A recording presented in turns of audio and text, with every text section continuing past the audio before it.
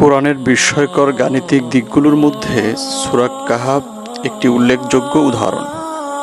সূরা কাহাফে কিছু বিষয় এমনভাবে উপস্থাপন করা হয়েছে যেগুলো গাণিতিকভাবে বিশ্লেষণ করলে আল্লাহর বাণীর নিখুঁত সজ্জা, সামঞ্জস্য ও অলৌকিকত্ব স্পষ্ট হয়ে ওঠে। এখানে সূরা কাহাফকে কেন্দ্র করে কোরআনের কিছু গাণিতিক বিষয় তুলে ধরা হলো। আসহাবুল কাহাফের অবস্থানকাল ৩০৯ বছর।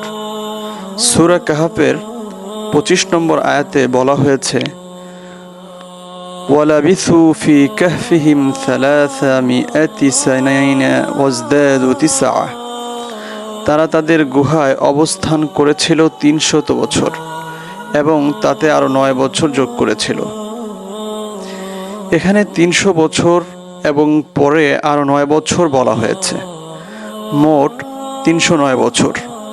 কিন্তু কেন আলাদা করে দুবার বলা হলো? গাণিতিক দৃষ্টিকোণ। চন্দ্র পঞ্জিকা অনুযায়ী প্রতি ৩৩ সোলার বছরের ব্যবধানে ১ বছর বেশি হয়। ৩০০ সোলার বছর সমান গুণ ৩৩ সমান ৩০৯ চন্দ্র বছর। তাই ৩০০ সোলার বছর সমান ৩০৯ লোনার বছর। অর্থাৎ সূরা কাহাফে এমন একটি সময়সীমা উল্লেখ করা হয়েছে যা একই সাথে দুই ভিন্ন ক্যালেন্ডার, সৌর ও চন্দ্র অনুসারে সঠিকভাবে মিলে যায়। এটা কোনো মানুষ ১৪০০ বছর আগে এমন নিখুঁতভাবে অনুমান করতে পারত না। একটি দিন বা তার কিছু অংশ। সূরা কাহাফে আসহাবুল কাহাফ যখন জেগে ওঠে তারা নিজেদের মধ্যে বলে, ক্বালা কাইলুম মিনহুম কাম লাবিথতুম ক্বালু লাবিথনা ইয়াওমান আও বা'দা ইয়াওম। তাদের মধ্যে একজন বলল, তোমরা কতকাল অবস্থান করেছ? তারা বলল, আমরা একদিন কিংবা তার কিছু অংশ অবস্থান করেছি।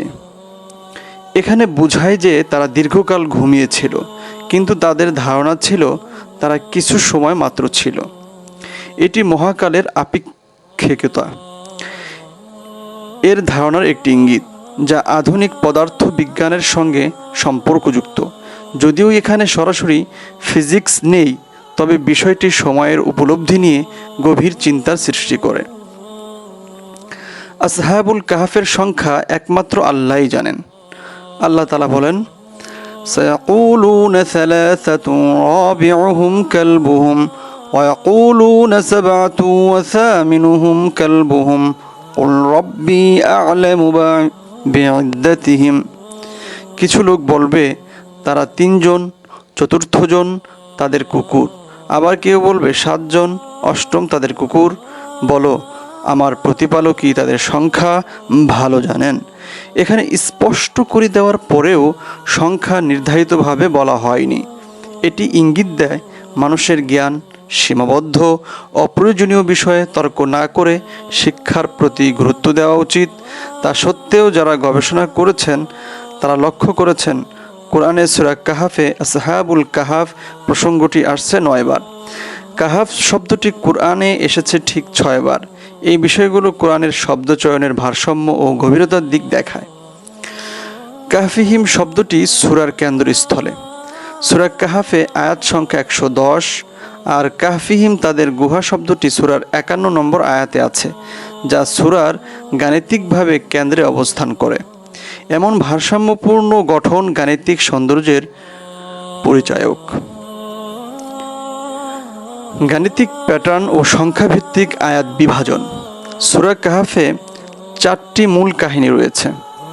আসহাবুল কাহাফ, শিক্ষা, ঈমান ও ধৈর্য, আয়াত পরিসর ৯ থেকে ২৬। মালিক ও ২ বাগানওয়ালা, শিক্ষা, দুনিয়ার ধোঁকা, আয়াত ৩২ থেকে ৪৪। মূসা আলাইহিসসালাম ও খিজির আলাইহিসসালাম, শিক্ষা, জ্ঞানের সীমা, আয়াত ৬০ থেকে ৮২। যুলকারনাইন, ক্ষমতা ও ন্যায়। প্রতি জুমার দিনে এই সূরা পাঠের পিছনে এক দার্শনিক গাণিতিক ভারসাম্য রয়েছে। সূরা কাহাফ শুধু একটি আধ্যাত্মিক দিক নির্দেশনামূলক সূরাই নয়, বরং এটি কোরআনের ভাষাগত, গাণিতিক এবং ভাবগত অলৌকিকত্বের এক উজ্জ্বল নিদর্শন।